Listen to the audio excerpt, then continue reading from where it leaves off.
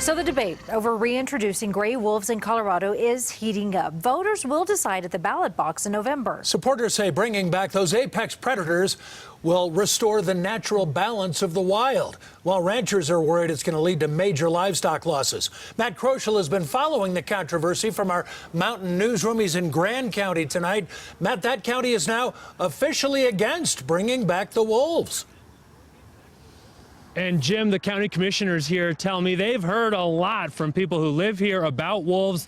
None of those comments have been in favor of reintroducing the species here, but they say that whatever happens, it will have a major impact on this rural county.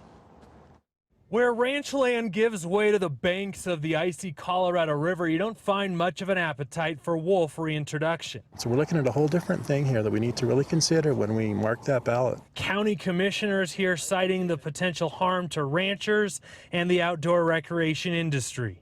And we just don't want the unintended consequences of forced reintroduction to harm our ranching, to harm the hunting. Elk hunting, deer hunting, that's big tourism for us. These commissioners are joining a growing list of Western Slope counties in opposition to reintroducing this apex predator. Wolves like these living at a wildlife center near Hartselle. But even if the ballot measure fails, wolves seem to be making their own natural return to Colorado. They're here, we know that. And this piece of paper isn't going to keep any of them from coming.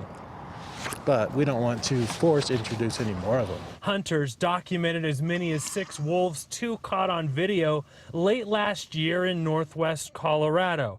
And wildlife managers now believe the pack is living in the rugged backcountry near the Utah and Wyoming borders. You know, we're livestock producers, we're in the outfitting business.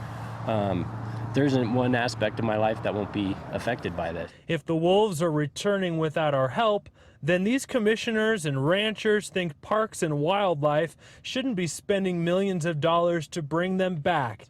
You know, it's one more thing that we have to fight, and compared to other regions of the country, we fight hard to keep what we have. One thing is clear, the wolf debate will drag on up until Election Day. And Colorado Parks and Wildlife, they are not taking a position on this issue, although in the past they have opposed it. Even in 2016, they said wolves coming back here to Colorado, at least being reintroduced by humans, wasn't a good idea. We are live in Grand County. Matt Kroschel covering Colorado First.